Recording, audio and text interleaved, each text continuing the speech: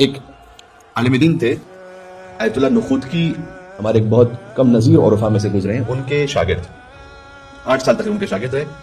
آیت اللہ بروجردی کے یہاں جب مجلس ہوتی تھی تو وہ پڑھنے آتے تھے مجلس، تو بہت ان کا جو خطاب تھا وہ سنا جاتا تھا، تو بچے بوڑھے جوان مرد عورت سب بڑے شوق سے سنتے تھے ان کا خطاب۔ اب آیت اللہ بروجردی تو خود مرض تقلید تھے، وہ عالم تھے، لیکن وہ بھی ان کا خطاب بڑے شوق سے سنتے تھے۔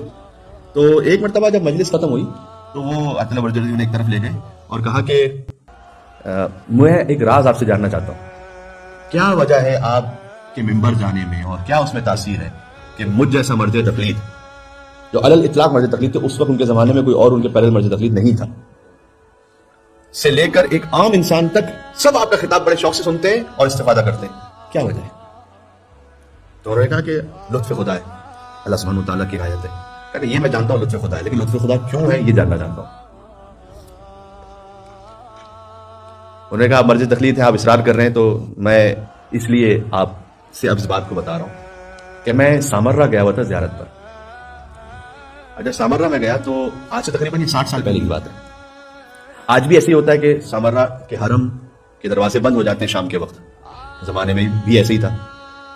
کہہ رہے کہ میں حرم میں تھا، اب حرم بند ہونے کا وقت آ گیا، تو میں نے حرم کے خدام سے بہت زیادہ ریکویسٹ کی کہ بھائی حرم تو بند کر کے چلے جائیں گے آپ، مجھے اگر اجازت دیں بس میں اندر بیٹھا رہوں رات بھر۔ تو انہوں نے بہرحال اجازت دے دی مجھے۔ اب سب باہر جا چکے تھے، میں فقط حرم میں تنہا، اور میں مہمان امام علی نقی علیہ السلام اور امام حسن عسکری علیہ السلام، ان کی بالکل ذریعے کے سامنے۔ اللہم صلی علی محمد و علی محمد۔ آج امام علی نقی علیہ السلام کا دن بھی ہے، لہذا اس مناسبت سے میں نے مناسب سمجھا کہ اس بات کو پیش کر دیا جائے۔ جو اصل عرب ہوتے ہیں نا، اصلی عرب جو ہوتے ہیں، ان کی 2 غفلتیں ہوتی ہیں۔ ایک یہ کہ اگر آپ ان کے یہاں پر جائیں اور وہ دسترخوان انہوں نے کھانا لگا دیا اور آپ ان سے کہیں کہ جب تک میری یہ فلاں بات نہیں مانو گے میں کھانا نہیں کھاؤں گا، تو کچھ بھی کر کے اس بات کو مانے گا، اس لیے کہ اس میں توہین سمجھے گے کہ اگر دسترخوان بچھا دیا جائے اور کھانا نہ کھایا۔ دوسرا یہ کہ اگر آپ کسی کے باپ کے یہاں چلے جائیں اور اس سے التماس کریں کہ آپ اپنے بیٹے سے کہیں کہ یہ میری بات پوری کر دیں، تو جو اصلی عرب ہے وہ کبھی بھی اس بات کو رد نہیں کرے گا کہ یہ میرے باپ کے گھر چلا گیا۔ وہ کہتے ہیں کہ میں بیٹھا ہوا تھا سامرہ میں زری کے سامنے، میں نے کہا یا امام زمان، میں آپ کے بابا کے حرم میں آپ کے بابا کے دسترخوان پہ بیٹھا ہوں اور آپ کے دادا کے دسترخوان پہ بیٹھا ہوں، امام حسن عسکری علیہ السلام، امام علی نقی علیہ السلام۔ ایک اور مل کے صلوات بھی دے گا، اللہم صلی علی محمد و علی محمد۔ میں نے کہا کہ مولا اب میں آپ کے بابا کے دسترخوان پر ہوں، میں یہ تو نہیں کہہ سکتا کہ آپ نہیں عطا کریں گے تو میں نہیں لوں گا، یہ تو بے ادبی ہو جائے گی آپ کی بارگاہ میں، لیکن بس میں آپ کے بابا کے وسیلے سے میں آپ سے التجا کر رہا ہوں کہ میں آپ ہی کو چاہتا ہوں، خود میں کوئی دنیا کی حاجت نہیں مانگ رہا، میں آپ کو چاہتا ہوں کہ آپ مجھے مل جائیں۔ کہتے ہیں رات بھر میں نے حصہ سے گزاری، جب فجر کا وقت ہوا تو باب قبلہ سے نور طلوع اور میں بہت زیادہ تھا اس نور کو دیکھ کر، اور مجھے یہ یقین ہو گیا گویا کہ یہ خود حضرت حجت ہے جو تشریف لائے، کیونکہ میں نے ان کے بابا کا وسیلہ انہی کے حرم میں انہی کے ذریعے کے سامنے بیٹھ کر رات بھر عبادت کے بعد دیا تھا۔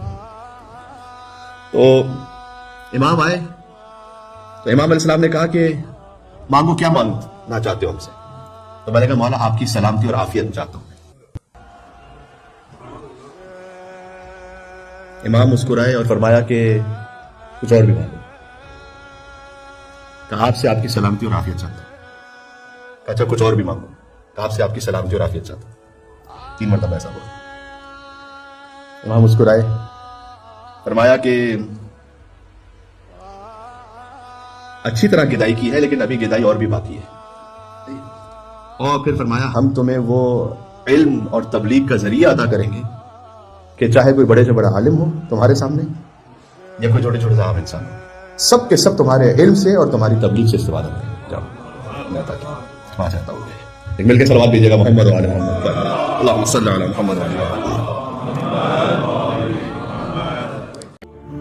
برائے مہربانی ہمارے اس چینل کو لائک کیجیے، شیئر کیجیے، کمنٹ کیجیے اور سبسکرائب کیجیے اور بیل آئیکن کو پریس کیجیے تاکہ آگے بھی ہماری ویڈیوز آپ کو برابر ملتی رہیں۔